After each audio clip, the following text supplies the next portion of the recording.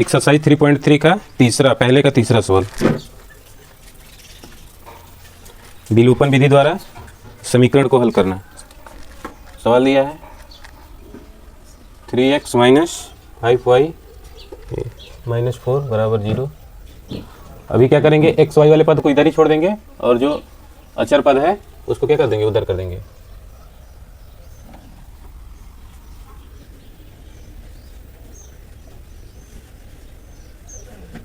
Five Y 4 उधर जाएगा, कितना आएगा, -4 है तो उधर जाएगा तो +4 हो जाएगा। इसको समीकरण 1 मान लेंगे।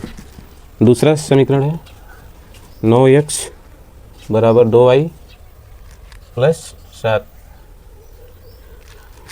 अभी इसमें भी क्या करेंगे, बराबर के एक तरफ चर पद को रखेंगे, बराबर के दूसरे तरफ अचर पद को रखेंगे। यानी एक्स वाई वाले को कहाँ रखेंगे, एक तरफ, और जो सिर्फ संख्या दिया है उसको क्या करेंगे, दूसरे तरफ रखेंगे।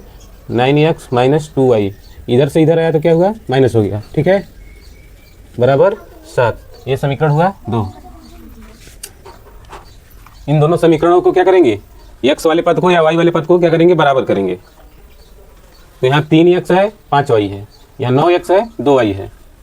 तो ऐसा कर सकते हैं कि x वाला पद किसको बराबर करना आसान होगा, इसमें अगर हम 3 से गुणा कर दें समीकरण 1 में तो इस 9 के बराबर हो ही जाएगा। तो इसको आसान है बराबर करना। तो लिखेंगे समीकरण 1 में 3 से गुणा करने पर समीकरण 1 कितना है, 3x माइनस 5y बराबर 4। इसमें 3 से गुणा करना है, 3 मल्टीप्लाई में इस वाले तरफ आएगा राइट साइड में, और 3 से मल्टीप्लाई लेफ्ट साइड में।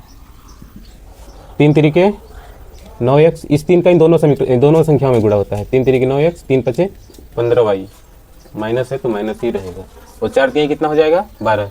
इसका नाम दे देंगे समीकरण 3। समीकरण 3। अब देखो यहाँ 9x है प्लस 9x है, यहाँ भी प्लस 9x है, तो जोड़ने पे तो 18 हो जाएगा, लेकिन घटाने पे क्या हो जाएगा, 0 हो जाएगा। तो इन दोनों समीकरणों को क्या करेंगे, इन दोनों समीकरणों को आपस में क्या कर देंगे, घटा देंगे। हमको एक पद 0 करना होता है, या x वाले को कर दें 0 या तो y वाले को कर दें 0।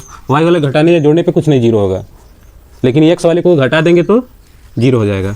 तो लिखेंगे समीकरण 2 माइनस समीकरण 3 से, यानी समीकरण 2 में से समीकरण 3 को घटाने पर। ठीक, दोनों समीकरणों को एक जगह पे लिखेंगे। 9x minus 2y is equal to 7, 9x minus 15y is equal to 12। अब माइनस करते समय एक चीज़ का ध्यान देना होता है कि जो नीचे का होता है समीकरण, जो नीचे का है उसके प्रत्येक पद को क्या करेंगे, प्रत्येक पद में उसका जो चिन्ह होता है उसको बदल देते हैं। तो इसका चिन्ह, इस वाले संख्या का चिन्ह क्या है, प्लस है, पॉजिटिव है तो माइनस कर देंगे। यहाँ माइनस है, इस 15 का चिन्ह क्या है, माइनस है, क्या हो जाएगा, प्लस हो जाएगा, और इसका प्लस है तो क्या हो जाएगा, माइनस हो जाएगा। अब देखो यहाँ +9 में से -9 क्या हो गया, घट जाएगा। इन दोनों समीकरणों को जब हल करेंगे तो +9 है, यहाँ -9 तो ये कट जाएगा, 0 हो जाएगा। 15 में से 2 गया 13y, और 12 में से 5 गया, 12 में से 7 गया -5। इसको घटाने पे यहाँ पे +15 है -2y है, इन दोनों को हल करेंगे तो 13y आएगा। -12 में से +7 माइनस करेंगे तो -5y आएगा। तो y बराबर हुआ -5/13। ये 13 इधर से दूसरे पक्ष में गया है, गुणा में था, भाग में हो जाएगा। y का मान समीकरण, y का मान समीकरण 1 में रखने पर, y का मान समीकरण 1 में रख देंगे। यहाँ पे y की जगह पे रख देंगे -5/13। तो 3x है -5y है, समीकरण 4 है। समीकरण 1 है 3x -5y बराबर 4। y का मान, इस y का मान समीकरण 1 में y की जगह पे रख देंगे। तो 3x बराबर हो जाएगा 5 इंटू -5/13 बराबर 4। 3x -5 का -5 में गुणा होगा तो प्लस हो जाएगा, 5 पचे 25/13 बराबर 4।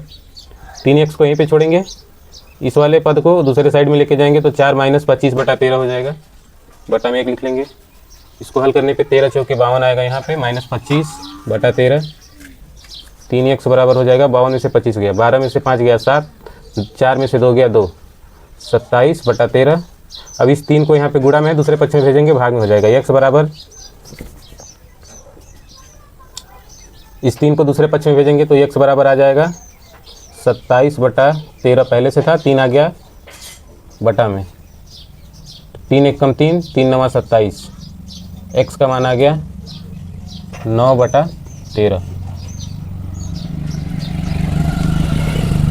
यानी हमको x का मान मिल गया, x बराबर 9/13, y बराबर -5/13। ये हुआ विलोपन विधि द्वारा x और y का मान निकालना किसी भी दो समीकरणों से।